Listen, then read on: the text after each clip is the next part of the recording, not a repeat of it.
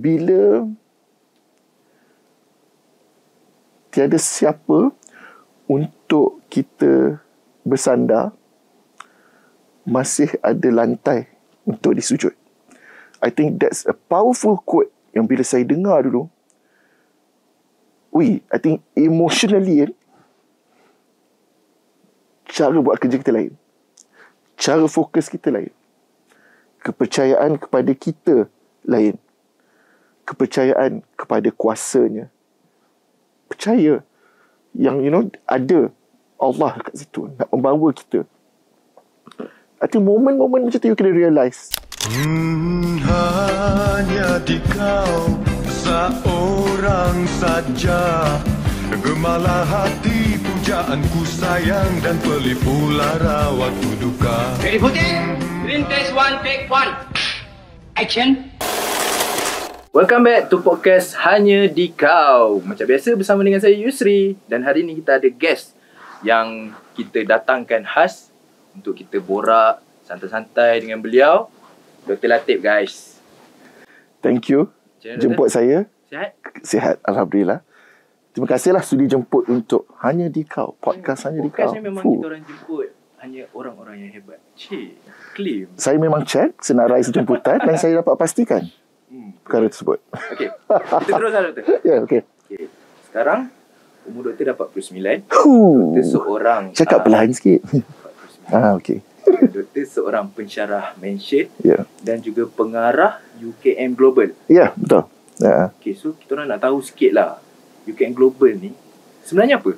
Alright, so UKM Global adalah salah satu pusat tanggungjawab PTJ di UKM yang mengendalikan aktiviti pengantarbangsaan di UKM. So antara aktiviti dia adalah berdasarkan partnership, menghubungkan jaringan strategik dalam kalangan fakulti, institut di UKM dengan universiti luar negara, universiti antarabangsa. Dan waktu sama kita menghantar pelajar-pelajar untuk program mobility untuk satu semester di luar negara. Jadi banyaklah aktiviti-aktiviti pengantarbangsaan UKM yang kami lakukan. Student kita pergi luar negara. Betul. Belajar motoculture ataupun memang belajar. Mereka sebenarnya pelajar-pelajar kita ni boleh dapat 1 sem di luar negara ataupun 2 sem di luar negara dan mengambil kursus-kursus yang dia boleh membawa pulang kredit sewaktu belajar di sana. Jadi ianya memberi peluang dia untuk menyambung pengajian, seolah-olah kita sambunglah apa yang kita belajar SEM 2 ke sini, SEM 3 kita belajar di sana, tapi ambil kursus-kursus yang berkaitan. Dan bila dia balik ke sini, dia juga dapat satu pengalaman budaya antarabangsa yang mungkin sesuatu yang valuable lah untuk dia. Ya, betul. Ada certain orang ataupun student memang tak pernah pergi luar negara, tapi ni satu peluang untuk diorang, kan? Betul. Itu cara terbaik. Satu semester, jadi still pelajar UKM, tapi ada pengalaman pengantarbangsaan. Saya agak menyesal lah tak join. Kenapa tak apply?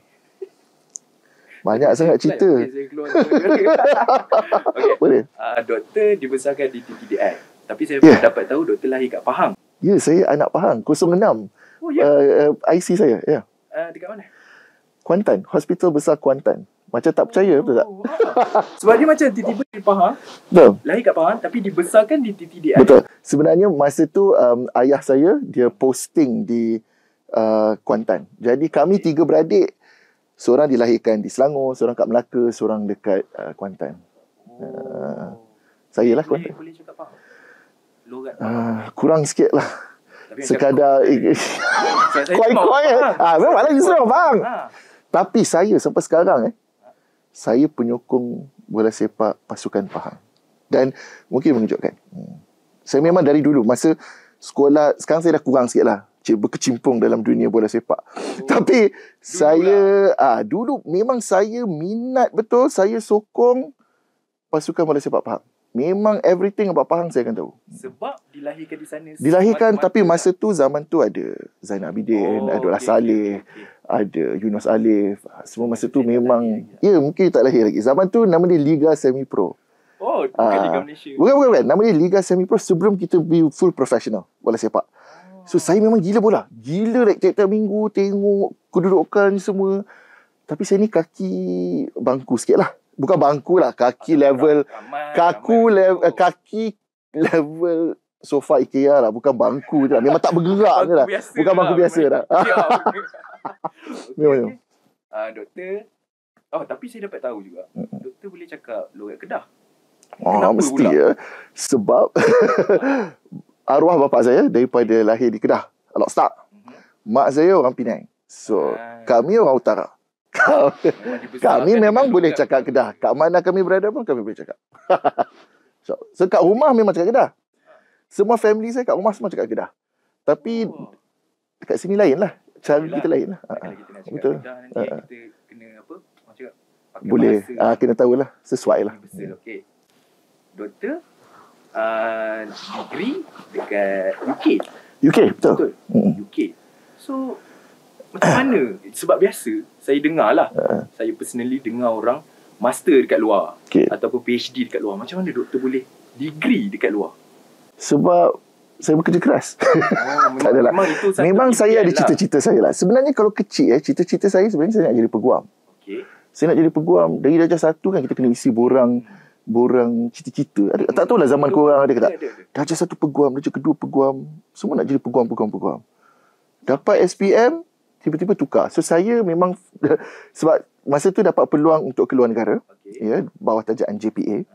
Dan dia kata khusus yang ditawarkan adalah politik dan perhubungan antarabangsa. Saya ni macam politik, macam alamak, macam kita dah baca tapi tak pernah belajar. Sebab kat sekolah mana ada belajar subjek politik. Okey lah, sebab nak pergi luar negara sangat kan. Pergilah. So saya pergi, alhamdulillah 3 tahun ya. 3 tahun penuh dalam cabaran dalam bidang politik dan perhubungan antarabangsa. Lepas tu master saya tukar ke komunikasi. Dan PhD pun dalam komunikasi. Tapi bidang sains sosial. Master tahu dekat UiTM, betul? Betul. UiTM? Shah Alam. Masscom. Okey. Lepas tu PhD dekat? Queensland. University of Queensland, Australia. Betul. Itu... Okey. Satu lagi. Kita tengok doktor. Selalu sangat pergi Subang Subang, okey. Mungkin ada apa-apa dekat sana yang kenapa minat sangat nak pergi ke Subang? Subang ada friend ke macam mana? Sebenarnya yalah. Tak ada. Saya sebenarnya ada mak saya tinggal kat Subang. Jadi saya ada tanggungjawab sosial lah. Tanggungjawab sebagai seorang anak lah. So every weekend lah saya akan balik ke Subang. My mom stays alone. Ya. Jadi biasalah kadang-kadang kita pergi tengok, beli barang-barang runcit, kadang-kadang pergi pasar, pergi tolong buat laundry ke apa macam tu lah. So memang every week without fail.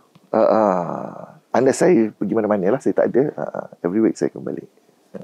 Tapi tak jauh sangat kot. Dalam ada orang berulang lagi kan, tiap-tiap hari pergi balik kan. So saya okey lah. Tinggal kat mana? Saya dekat Bangi, kat Bandar Puteri Bangi. So memang every week akan balik ke sana. Okay. Doktor, saya tahu doktor dibesarkan tanpa kasih sayang seorang bapa. Yusri, ayat kamu menyusuk kalbu sangat. Betul. Saya dapat rasa juga benda tu. Mungkin yang membezakannya, saya dah memang terlalu waras untuk berfikir waktu tu. Macam doktor daripada kecil kan. Daripada umur apa? 8 tahun. 8 tahun kehilangan seorang ayah. Betul. So sebenarnya bila kita hilang seorang ayah, paling penting adalah tanggungjawab tu. Betul. Sebagai macam doktor memang seorang abang sulung. Betul. Kan? Anak lelaki sulung. Doktor ada seorang kakak. Betul. Dan seorang adik lelaki. Betul. So macam mana doktor manage benda tu? Macam mana doktor handle situation? Saya rasa bila kehilangan seorang bapa dalam usia yang awal, dia memang betul you kena mematangkan diri, you step up terus. Tapi betul macam bagi Yusri dah cukup waras ya. Saya umur 8 tahun pada ketika itu, kakak saya 12, adik saya umur 3 tahun. Saya masih ingat momen tu, 17 Ogos 1983. Saya masih ingat kakak saya dapat panggilan telefon, dan diangkat telefon dan dimaklumkan arwah bapa dah tak ada. Dan saya masih ingat lagi siapa yang jiran yang mana datang memeluk kami, adik-beradik pada ketika itu. Saya, bagi saya, dia ada, macam mana nak kata, kalau ada bapa lagi dalam hidup saya, mungkin berbeza. Tapi saya banyak belajar sebab in a way saya terpaksa menjadi anak sulung dan seorang bapa at the same time, ya. In the sense that saya ni tidaklah saya ingat dari umur saya darjah 2 tu, 8 tahun tu, saya ingat mak saya bawa kereta, tinggalkan saya dekat depan Telekom, pergi bayar bil. Saya dah kena bawa duit pergi. Darjah 2 kot. Nervous kan. Zaman tu mana ada touch and go wallet ke apa kan. So kita dah pergi bayar bil. Nervous ni. Kadang-kadang mak cakap stop kereta. Okay, turun pergi beli gula. Sebab banyak nak manage kan. Jadi kita membantu dari sudut tu. Saya rasa banyak yang saya kena, bukan dari segi wang ringgit, tapi dari segi responsibility. Saya ingat dari kecil saya kena ikut mak pergi beli barang runcit. So sampai sekarang saya rasa saya beli benda yang sama mak saya duk beli dah 30 tahun yang lepas, 40 tahun yang lepas. Dah terbiasa. For me, sedih. Mungkin pada usia tu saya tak sempat nak merasa sedih yang sepatutnya. Okay. So saya rasa lebih sedih. Macam baru-baru ni pun nenek saya meninggal 102 tahun. Arwah bapa saya meninggal 44 tahun usia dia. Jadi such range dari segi usia. Saya pun masa nak masuk umur 44 pun nervous kan masa tu kan. Betul kita tu. Tapi saya rasa sebab saya kehilangan seorang bapa, jadi kita jadi lebih rapat sebagai satu keluarga. Sebab we only have each other. Saya cuma ada kakak saya, adik saya, mak saya. We have to be strong. Betul tak? Dan kita kena menyokong mak saya, sebab mak saya pun sebagai seorang ibu dan juga seorang bapa at the same time. Mak saya pun belum umur 40 tahun lagi waktu tu. Jadi we spend more time with one another, dan kami terpaksa banyak yang kita terpaksa buat kerjasama, replace tugas-tugas tertentu. Tapi itu semua proses mematangkan kita lah. Saya rasa when I went into my teenager, saya tahu tanggungjawab. Saya tahu apa benda yang saya harus lakukan. Ya. Sebenarnya memang sangat berat lah. Berat, ya. Sebab kita punya sebenarnya waktu darjah 2 tu pemikiran betul, kecil sangat. Betul. Nak capai tahap tu kita kan, tak tahu macam hidup ni masih panjang kan. Macam kita, so you've lost that. So saya ingatlah masa kecil kan, bila pergi restoran makan kan, kadang-kadang tengok, that's a whole family. Mak, ayah dengan anak. So kita tak ada tu. Tapi yang buatkan kita rapat adalah saya dengan pakcik-pakcik saya rapat. We're very close until now. So baru-baru ni pun saya ramai kehilangan. Sewaktu COVID, saya kehilangan 2 pakcik yang pernah menjaga saya. So you feel, you've got a lot of fathers in other ways. Tu waktu kecil tu lah kan. Sebab kawan-kawan semua dekat sekeliling memang ada parents diorang. Betul. So doktor ada tak rasa macam, why me? Kenapa saya yang kena macam ni? Kadang-kadang kita terfikir juga lah kan benda-benda macam tu. Tapi ini semua ketentuan Allah. Ada hikmahnya. Saya rasa because dari saya kecil tu, saya tahu that I've got to work hard in life. I'm starting pun dah, kan kita dah kekurangan. So kita kena work hard. Kita kena bekerja keras. So saya rasa sepanjang usia saya ni, work hard tu adalah salah satu macam kata-kata semangat lah. Macam you kena work hard. Sebab things will not come easy. Bukan semua akan mudah untuk cara anda, untuk kita berjaya. So saya kata macam untuk berjaya tak mudah. So you have to work hard. Itu yang penting saya. Okay. Doktor kan hanya tinggal dengan ibu. Betul. So sepanjang nak membesar tu, 2 kali doktor keluar negara. Betul. Meninggalkan ibu doktor sendiri. So macam mana? Ada ke orang yang halang macam janganlah pergi. Janganlah pergi. Siapa nak tengok ibu kat rumah apa semua. Kadang-kadang kita ada short term plan dan long term plan. Kadang-kadang kita tahu kita pergi tu is untuk masa depan. Okay. Kita kena fikir masa depan. Kadang-kadang berat. Kadang-kadang, of course, bila raya call, saya ingat masa sampai je, bila dengar je suara mak atau anak saudara, kita boleh choke. Kita dengar macam sedih. Sebab. Tapi itu adalah untuk kelangsungan hidup. You know where you're going and why you're going. You pergi untuk menimba ilmu. Saya ingat masa tu saya katakan kat mak saya, masa saya grad, saya kena pergi ke phone booth dekat UK. Tak ada handphone sama ni.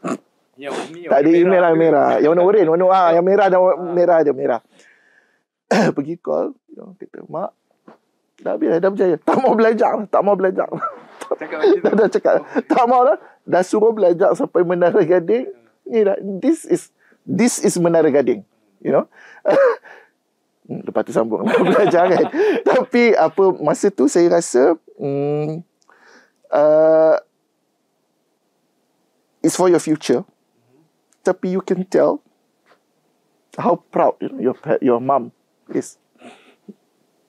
Di waktu yang sama, waktu saya konvo, memang tak mampulah ibu bapa nak ke UK untuk pergi tengok anak dia terima ijazah. Sebab waktu tu pun tahun 98 adalah kegawatan ekonomi di Malaysia. Jadi semua orang konvo tak ada mak ayah yang mampu pergi. Memang Asia pun tak ada kan. Jadi kita tak mampulah. So kita orang semua grad pun sesama kami saja kan. Jadi saya waktu tu saya kata, tak apalah, mak tak dapat tengok, it's okay, done it. Terus balik. Dan saya tak pernah sekali pun terfikir untuk bekerja di luar negara. Sebab saya rasa I'll come back to my family. Saya akan balik kepada keluarga saya untuk apa? Itu tanggungjawab saya. So lepas tu saya buat masters locally, dan bila saya dapat peluang untuk ke Australia, fikir panjang sikit sebab usia dah makin meningkat. Ya. Usia keluarga pun dah makin meningkat. Usia ibu. Saya PhD umur 2006, 2007. I was 32. Okay. Tapi kali ni saya buat, memang tough lah, buat PhD pun tough. It's very tough. Bila dapat PhD, masa tu Alhamdulillah kita pun dah bekerja kan. Jadi kita mampu untuk bawa mak pergi ke Convo dekat Brisbane, Australia. So masa tu, you get that moment. And as you walk on the stage tu, segala memori you growing up, you walk with that, Yeah. I'm a proud man. Kan? Sebab you do a lot, Okay. Cakap tentang mak doktor, dia telah membesarkan doktor dan adik dan kakak doktor, 3 orang beradik ni as seorang ibu. Betul. And seorang ayah. So apa doktor punya pandangan ataupun sedikit describe sikit tentang ibu doktor ni? Iron Lady lah. Saya rasa dia macam ni, dia tak semua orang boleh berada di tahap itu, di usia yang muda, rasa membesarkan 3 orang anak. Dan bagi saya, semangat dia kuat. Kami kecil tak pernah sekali pun. Sekarang kan saya tengok zaman-zaman sekarang, family dapat pergi tidur hotel lah, tidur homestay lah, mana-mana. Saya sepanjang sampai saya masuk college, sampai saya pergi UK, saya tak pernah sekali pun dapat tidur hotel. Luar negara tak pernah dapat melancong. Kita tak mampu. Kita hidup untuk, sebab mak saya penerima pencen arwah bapa. Jadi itu je. We do not have money untuk berhibur. Macam saya tengokkan sikit-sikit, healing, pergi bercuti semua, no. Jadi kita duduk, pergi beli grocery, semua cukup untuk hidup. Kita ni pergi, tak ada pergi sekolah, ujung minggu balik, adalah pergi, mak bawa pergi perpustakaan ke ujung minggu, ada pergi kelas ke, tuition ke. Itu tau, kami tak ada percutian keluarga, tak pernah merasa. So sampai dah grad lah, baru saya macam, kita baru kata, okay, let's go out. Because that was not a priority. Itu bukan priority. Priority is lebih kepada kelangsungan hidup tu, bagi saya. Jadi, itulah. So, Alhamdulillah, saya betul-betul, yang paling saya bersyukur adalah apabila saya habis PhD dan saya kata kat mak saya nak pergi buat umrah. Saya nak bawa mak pergi umrah. So I think that was a very rasa dapat pergi dengan mak, pergi naik umrah. So itu bagi saya momen yang memang tak boleh lupa lah. Kita pimpin tangannya. Doktor tu that time doktor dah memang berjaya. Seorang yang boleh dikatakan berjaya. Alhamdulillah. Ada tak momen waktu kecil yang doktor rasa macam struggle ni aku akan ingat sampai bila-bila macam tu? Tak payahlah kecil sangat kot. Saya rasa kan, saya rasa masa saya rasa masa PhD kot, macam tough lah. Saya rasa kalau aku tak lepas PhD ni, aku balik tak ada kerja ni, macam mana? Tak dapat HUKM benefit kan, tak ada insurans, macam mana kan, kata masa tu kan. And then PhD ni adalah satu proses yang sangat isolated ni bermaksudnya hanya saya melalui PhD saya. Setiap orang akan ada pengalaman berbeza. Okay? A akan ada pengalaman dia, B akan ada pengalaman. Ini perjalanan saya. It was tough, it was stress. And no one knows what you going through. Sebab semua orang tak tahu research you pasal apa. Dia tak tahu kerja you pasal apa kan. You macam nak give up tu ada. Memang rasa macam susah ni semua kan. And it becomes a very lonely and a very isolating process, dia kata. Tapi saya percaya pada satu kata-kata ni. Bila tiada siapa untuk kita bersandar, masih ada lantai untuk disujud. I think that's a powerful quote yang bila saya dengar dulu, I think emotionally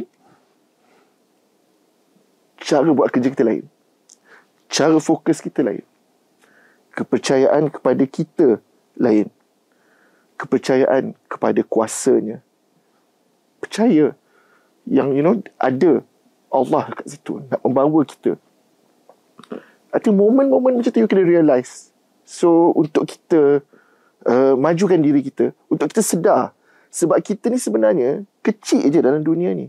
Kadang-kadang kita lupa asal usul kita. Kadang-kadang kita lupa ada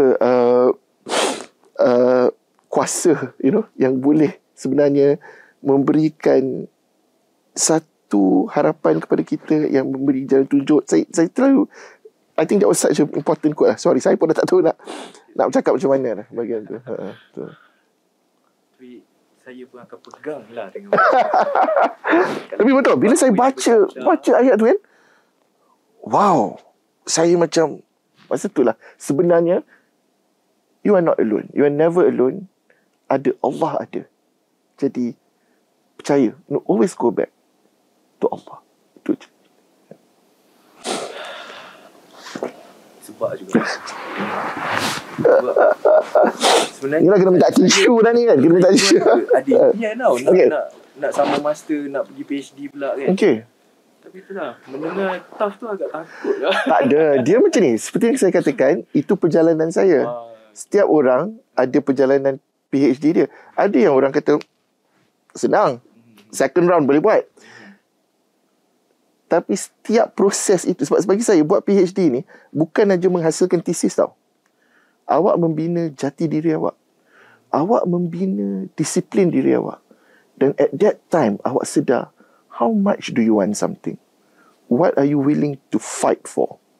Apa yang anda sanggup buat untuk dapatkan ini? Dan at that time kan, it's not just you. You look at all the faces, semua wajah-wajah yang tengah menunggu anda untuk mendapatkan ijazah ni. Mungkin pressure, mungkin, tapi you nak anggap tu sebagai pressure atau you nak anggap tu sebagai satu hadiah you untuk mereka. Satu, to have sokongan. Betul. PhD dekat Australia, Queensland. UK pula buat degree tu first time keluar negara. Saya sebelum tu pernah pergi summer program mobility. Masa tu saya buat A-level dekat Malaysia, ke Jepun. untuk tak sampai 2 minggu lah. Itu first time saya keluar negara. Japan lah. Japan. Okay. Ada tak tempat, bukanlah ada, memanglah ada kan, tempat travel yang doktor rasa memang this one is the best lah, memang rasa macam kalau repeat sampai 10 kali pun okey? Mekah, Madinah, of course. Okay, of course. That's the number one answer. Kadang-kadang mungkin terkejut Saya rasa tempat yang saya pergi yang sangat membuka mata saya is Nepal. Nepal? Kathmandu. Betul. Mungkin orang ingat negara lain. Bila saya kat Kathmandu, Masya Allah, these people are so happy.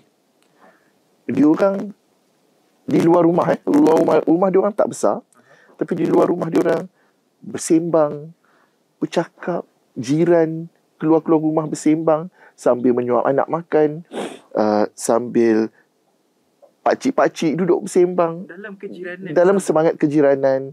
Kalau you pergi ke satu community, and then kita tengok, mungkin orang berpendapat negara Nepal mungkin bukanlah berstatus negara maju, tapi kan sebenarnya mereka masih ada heart, mereka masih ada hati, diorang masih ada.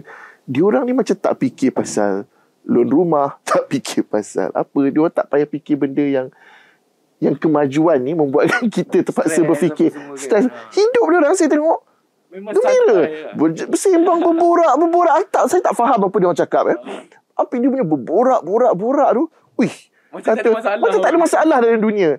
Kan mungkin dia orang tak ada duit yang banyak, tapi mereka bahagia. So saya ini saya pergi dah lama dah, dalam 2014 saya pergi ke Kathmandu, Pokhara. Saya pergi sebab kawan saya kerja sana. Dan kami mengambil peluang, sebab kalau tidak tak dapat pergi ke negara ni. Jadi bila pergi ke Nepal tu, cantik, beautiful place. Of course tak adalah pencakar langit semua, memang tak ada. Tapi mereka ada, inilah saya rasa jiwa diorang, happiness. Lepas tu saya pergi, waktu ke Nepal tu, selepas tu saya pergi ke Bhutan berdekatan dengan Nepal. Di situ lah first time saya rasa memang udara dia lain macam punya fresh tau. Dia macam bila you sampai tengah macam, inilah dia nama tak ada pollution punya tu tau. Jadi memang macam lain, dia sangat mengawal negara tersebut lah dari segi modernisasi, dari segi pembalakan, dari segi, even tak silap saya lah, correct me if I'm wrong later on, tapi diorang tak boleh membunuh binatang di situ. Jadi kebanyakan mereka adalah vegetarian, dan kalau mereka ingin mengambil makanan daripada haiwan ni, kena import makanan tersebut, tak boleh di negara. Tapi saya tak pasti dengan fakta tersebut lah. Jadi itu, but they are simple. Saya seronok bila tengok life yang sangat simple tapi penuh keceriaan, penuh kebahagiaan. So saya rasa macam kadang-kadang kita ni, where are we going? Kita always kita nak maju ke depan kan. Tapi is our kebahagiaan going at the same pace? Adakah kita juga mencapai di waktu, kita kadang-kadang kita kena tengok kenapa kita buat semua ni. Kenapa kita bekerja ni? Sebab kita nak apa dalam hidup kita. Jadi kita kena. So saya rasa bila saya travel ke negara tersebut, Kathmandu lah, Nepal, memang saya rasa ceria sangat-sangat. Memang ceria, happy. Rasanya kalau orang stres bolehlah kot pergi sana. Boleh, cuba tengok kan? Okay, buat ranking sikit lah. Tadi dah top 2 kan, tambah lagi 2 lah. Okay. Top 2. Okay, tambah. Tadi Mekah, Madinah, Nepal.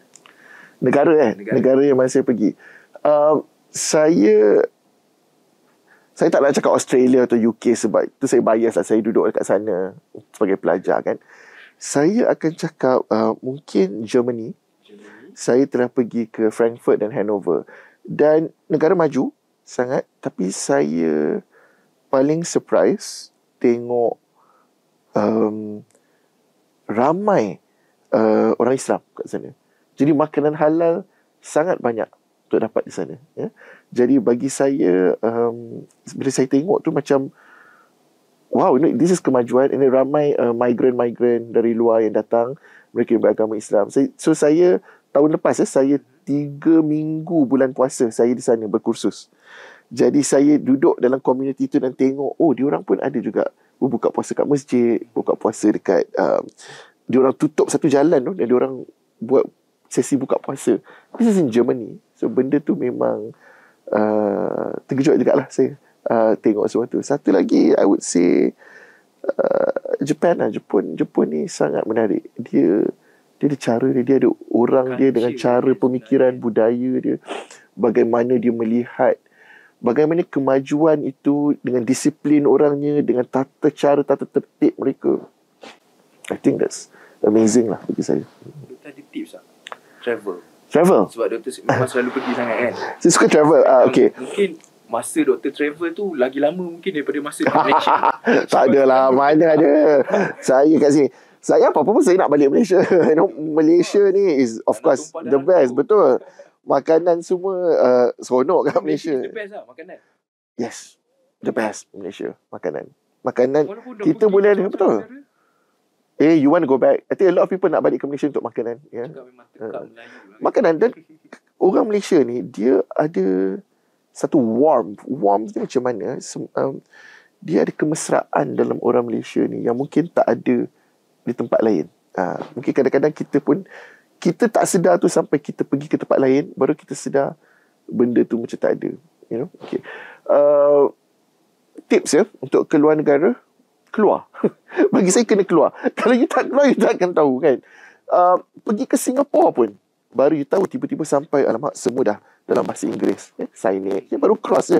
Lepas tu tengok, nak bayar currency, mata wang. Kita dah sedar. Kalau kita tak keluar, kita tak akan tahu. Keluar. Pergi. Jangan nak budget berpuluh ribu terus. Start off. Kita ni dekat ASEAN ni, kita Malaysia ni, truly Asia. You jalan dekat dalam Malaysia pun, you dah belajar setiap budaya tu berbeza. Kelantan lain, betul tak? Pahang, Sabah Sarawak pun lain. Tapi bagi saya, you kena keluar. Make that first step. Kadang-kadang orang nak keluar negara pun sebenarnya dia nervous, takut kan. Nak naik kapal terbang je pun dah 74 story dalam Instagram kan. Setiap angle dia ambil. Tapi bagi saya sayap. Duduk kat sayap. Saya memang tak suka duduk sayap. Saya ni jenis, saya dah macam mana nak cakap, saya banyak travel seorang juga. And dah biasa tak ada, macam mana nak cakap, tak ada. Saya memang suka duduk aisle. I tak suka duduk tengkap. And for me, saya rasa bila you travel seorang tu kan, lagi you faham yang masa travel tu banyak you kenal diri you. Dan masa travel, bila you keluar dengan kawan, itu juga waktu you tahu kawan-kawan. Sebab there are people yang you tak akan nak travel dah sekali lepas tu. Betul tak? Ada. Of course kita ada senarai orang yang kita nak travel tak travel. Sebab kadang-kadang kita mungkin kawan baik, tapi bila kita travel sekali, baru kita tahu cara macam mana. You know, malaun mana ke dia ni, baru kita tahu. So you know, travelling is not easy lah. Maknanya you baru faham. Sebab waktu tu lah you macam you know, karakter sebenar kata keluar ke waktu travel kan. Every time. Sebab every time. Kalau first time maybe memang nervous kan. Tapi every time nak pergi tu tak ada dah lah. Kita insyaAllah okey kalau pergi.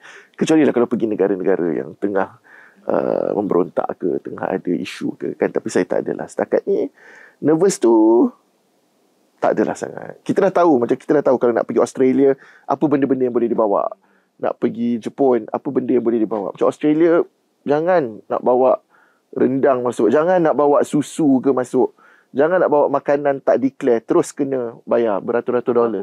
Tak boleh. Dia macam ni, makanan boleh, tapi you kena tahu sup bunjut lepas. Okay. Sup bunjut lepas. Sup bunjut tak lepas. Keropok lepas. Sebab sup bunjut dia ada dalam dia ada macam seeds, biji benih.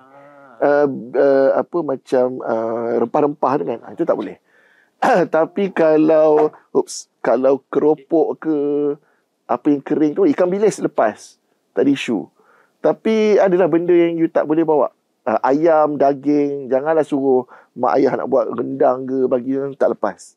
Tak lepas, kalau tak declare, kena saman. Tak declare. Tak pernah. Sebab kita dah tahu, dia dah bagi tahu dah awal. Ada tak momen luar negara tu kan? Yang memang akan ingat, maksudnya momen yang aku dah tak nak dah jadi macam ni. Hampir terlepas flight lah. Hampir terlepas flight dekat Heathrow. Aku berlari, Yusri. Kau percaya aku berlari? Aku berlari kejar sebab kita macam tersalah estimate time sikit. Tiba-tiba dia dah tulis gate closing dan dia macam gate 32, aku baru dekat gate 2. Kau faham tak? Maknanya aku kena lari dalam 30 gate lagi. Masa tu cuak lah. Sebab lagi cuak nak sampai lusanya hari raya.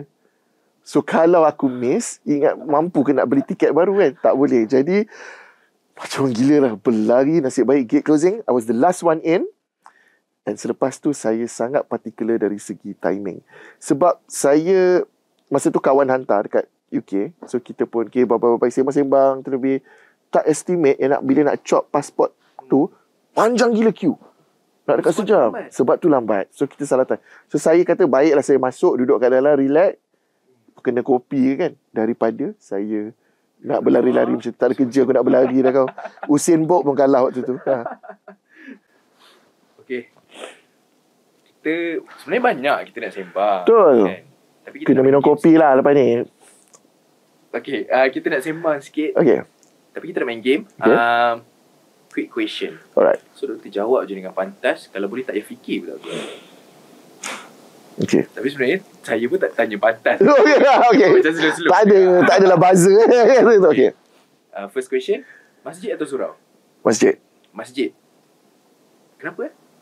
Sebab kat rumah saya ada masjid, dengan masjid. dekat dengan masjid. Walaupun bawah ada surau tapi masjid. Cerita Korea atau drama Malaysia? Drama Melayu, drama Malaysia. Ya. Saya tak pernah tengok satu pun drama Korea dengan complete. The only completed drama Korea saya pernah tengok adalah Squid Game. Dan dia bukannya kira. Yelah, dia bukan drama, K-drama. Melayu. UK, Australia. Australia. Kenapa?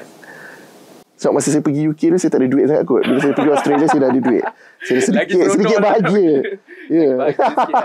Okay. Kalau travel, sightseeing atau food hunting? Sightseeing. Sebab food hunting ni tengok tempat. Sebab kalau tempat tu tak banyak halal kan. Itu je lah. Kita pusing-pusing itulah kan. Macam kalau pergi Jepun.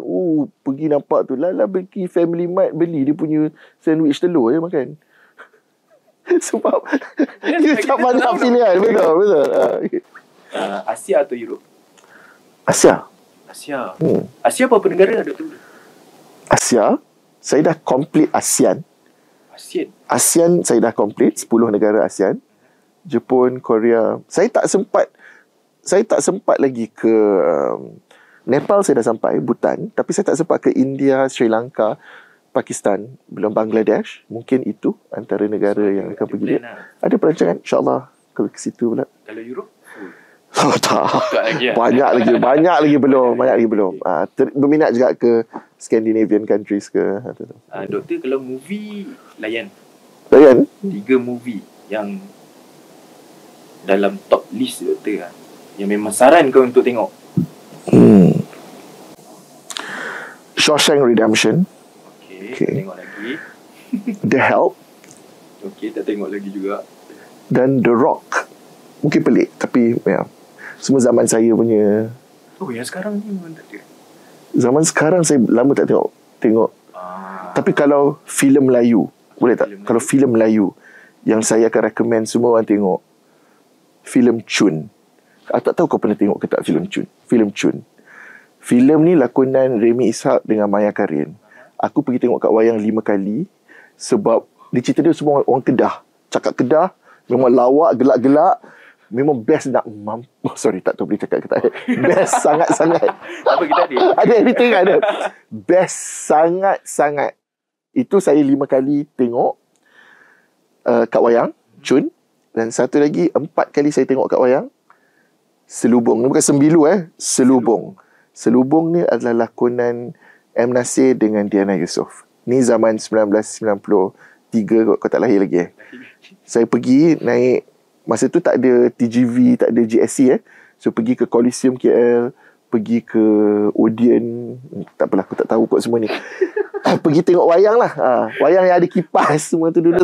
Tapi sebenarnya terkejut jugalah. Doktor selalu travel. Tapi bila saya tanya movie, doktor bagi dah movie luar negara apa semua, tapi tetap nak bagi movie Malaysia Awak ingat saya ni memang tak consume media Melayu. Maksud saya dia macam saya suka. Sekarang ni apa? Sekarang ni yang duk keluar ni apa? Rampas Cintaku ke apa, drama Melayu. Saya drama Melayu nak cerita lawak Isri, Haikal, sorry.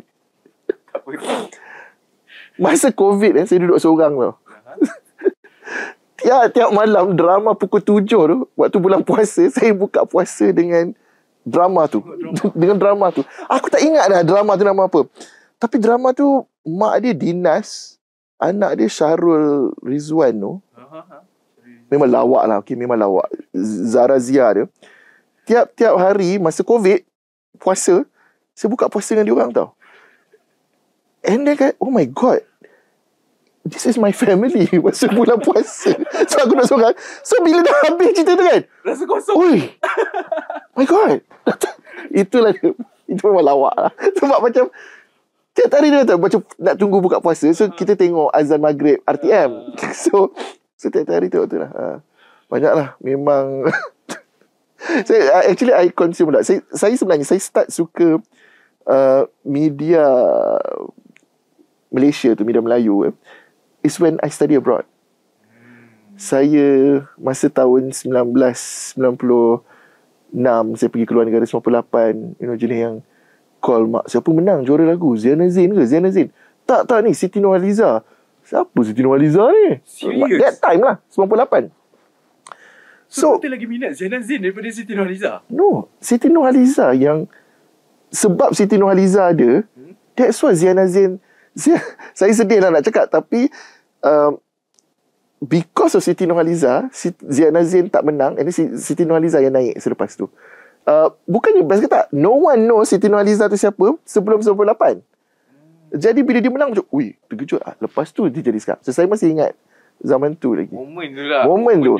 Tak, momen tu mak saya rakam video AJL, video tahu video tape kaset dia hantar ke UK. Bulan depan baru kami dapat tengok dekat UK. Ramai-ramai pelajar Malaysia, oh inilah Siti Nurhaliza. Sebab waktu tu memang Mana ada YouTube? Mana ada YouTube? Mana ada nak call WhatsApp, video call family? Tak ada. Sebulan lepas tu baru kita orang Malaysia, oh inilah dia Siti Nurhaliza. So waktu tahun tu juga 96, 98, masa tu zaman Siti Nurhaliza, zaman Tragedi Oktober, Awi, zaman Raihan, puji-pujian. Masa tu lagu subuh dia, bila tak bangun pun rasa bersalah kan. Jadi a lot, masa tu pun dangdut tengah naik. Jadi banyak media yang saya consume. Segala spoons, coins, sting, spin, spoon, semua waktu tu juga. So saya memang banyak dengar, I consume a lot. So masa kat Australia saya ingat drama Nur Kasih.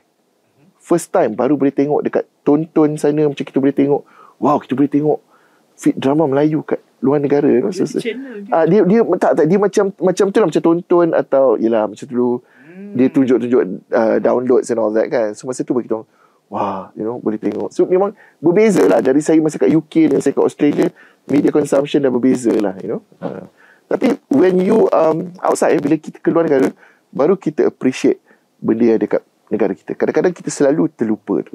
So saya memang, kalau saya nak cakap pasal filem Melayu, lagu, I'm all for that. Memang penyokong. Okay, saya sebenarnya nak tanya 3 makanan favourite luar negara. Oh, luar negara.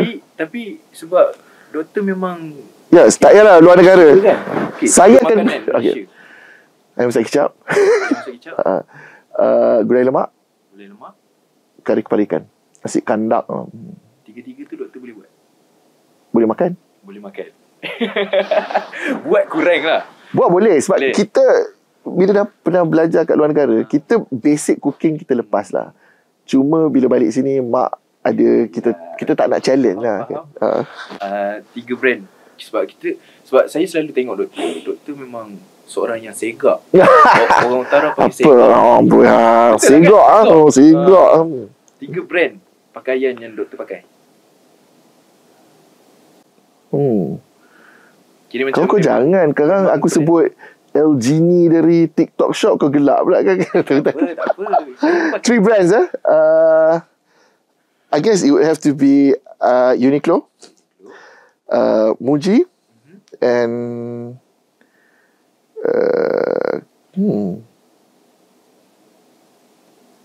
I don't mind Polo, Ralph Lauren.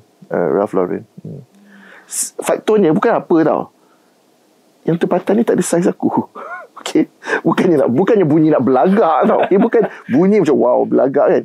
Tapi tak, sebenarnya memang tak ada saiz saya yang Okay, so lokal-lokal semua boleh ni. betul lah. Ambil note. Tapi bagus. Bulan bintang dah ada lah 5XL. So, saya tak ambil tahu sekali. Itulah. Okay, last. Okay. Panas sikit soalan. 3 ciri idaman wanita. Ui. Tak idaman. Allah. Seorang yang boleh menghormati orang lain. Berpegang pada agama. Dan seorang yang masih ada cita-cita dan impian dalam hidup. Yang last tu lah dia lain sikit. Yang dua tu saya rasa semua orang. Klise. Okay, doktor. Dah last dah. Okay. Bukan tadi dah last. Tadi dah last. Tadi tu bukan last. Dimah. Untuk kita berak. Okay. Ni kita dah tutup lah. Alright. Last sekali kita dah tahu perjalanan doktor nak sampai sebagai seorang doktor ni, nak jadi seorang doktor ni, everyone ada jalan dia sendiri. Tapi ini adalah cerita doktor. Okay. Hanya di kau kan. Hanya di kau. Hanya di kau. Betul. Hanya di kau. Okay, so doktor ada tak kata-kata semangat untuk diorang yang mana baru kehilangan ibu bapa ataupun dibesarkan dengan tanpa kasih sayang parents diorang kan? Okay. Ada tak kata-kata semangat untuk diorang? Itulah saya rasa quote yang saya bagi tadi tu is something yang bila you kata you dah tak ada harapan tu kan, saya tak pernah berada di situasi yang tak ada, sebab I've always had family, you know. So benda tu sangat penting bagi saya. Kita ada hubungan adik-beradik kita sangat penting. Kalau mak ayah pun dah tak ada, kita kekalkan hubungan adik-beradik. Kita hormat. Saya rasa apa yang makin kurang, makin tak ada zaman sekarang ni is values tu, nilai, family values. Kadang-kadang you balik, semua makan asing-asing. Mak dah masak ke apa, tinggal dekat meja. Awak nak turun makan pukul apa, turun. Orang lain turun. Bila you duduk berkumpul sebagai satu keluarga, semua ambil makanan, naik atas, tengok dekat dia punya Netflix apa semua.